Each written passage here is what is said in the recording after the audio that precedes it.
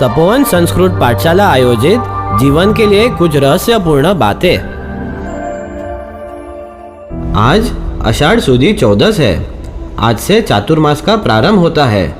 चातुर्मास में साधु साध्वी जी भगवान धर्म आराधनाएं एक स्थान पर रहकर करते हैं, क्योंकि मुख्य प्रयोजन जीव दया और प्राण रक्षा है। वर्षा ऋतु में जीवों की उत्पत्ति और वनस्पति की उत्पत्ति ज़्यादा होती है। इस समय में चलने फिरने से या विहार आदि करने से जीव हिंसा होती है। धर्म ग्रंथों में कहा गया है कि दयार्थम सर्व जीवानाम वर्षासु एकत्र संवसेत। इसका अर्थ ऐसा होता है कि सर्व जीवों की दया के लिए वर्षा ऋतु में एक ही स्थान पर रहना चाहिए। यह नियम मात्र साधु साध्वी जी भगवंतों के लिए नहीं है, लेकिन श्रावक श्राविकाओं के लिए भी है। श्री नेमिनाथ प्रभु के पास कृष्ण महाराजा ने चातुर्मास में नियम लिया था कि मैं द्वारिका नगरी के बाहर नहीं जाऊंगा। मित्रों, विराधना से बचने के लिए हमें इस चातुर्मास में क्या सावधानी रखनी है, यह देखते हैं। पॉइंट नंबर 1, आप जिस बिल्डिंग में रहते हो वहाँ पर शक्य हो तो बिल्डिंग में मेन गेट से बिल्डिंग तक वाइट पट्टा या काला डांबर का पट्टा करना चाहिए, क्योंकि वहाँ निगोद होती है और उस पर चलने से अनंत जीवों की हिंसा होती है। पॉइंट नंबर 2, वर्षा ऋतु में सूक्ष्म जीवों की उत्पत्ति ज़्यादा प्रमाण में होती है। जगह जगह निगोद होती है, जिसे लील, फूग, शेवाल कहा जाता है। निगोद हरी, काली और सफ़ेद रंग की होती है। इसके कण कण में अनंत जीव होते हैं, इसलिए चलते फिरते निगोद पर पैर नहीं रखना चाहिए।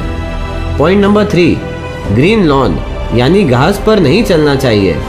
पॉइंट नंबर 4, बड़ी, पापड़, खिचिया के ऊपर कई बार वाइट निगोद हो जाती है, अतः उसका त्याग करना आवश्यक है। पॉइंट नंबर 5, हम यदि दुकान, ऑफिस और आदि कोई भी काम के लिए बाहर जाते हैं तो खुद का व्हीकल नहीं ले जाके बस या ट्रेन जैसे पब्लिक ट्रांसपोर्ट का उपयोग करना चाहिए, क्योंकि इसमें कम से कम विराधना होती है। पॉइंट नंबर 6, शाम को अंधेरा हो जाने के बाद खास कारण बिना सांसारिक कार्यों के लिए बाहर नहीं जाना चाहिए, क्योंकि रात को रास्ते पर नहीं दिखाई देते हुए जीवों पैर के नीचे आकर मर सकते हैं।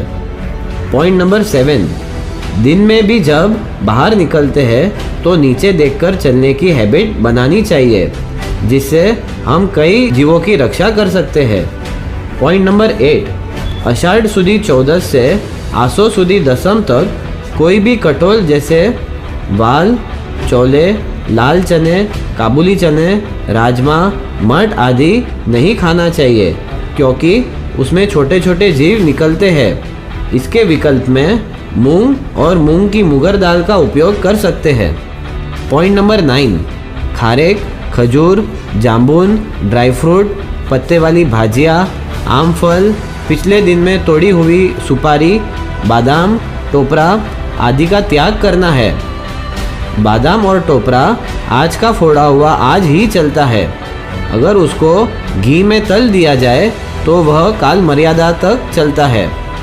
पॉइंट नंबर 10, डिस्पोजेबल बर्तन का उपयोग नहीं करना चाहिए, क्योंकि वह साफ न होते हुए उसमें 48 मिनट के बाद समूर्छिम जीवों की उत्पत्ति होती है।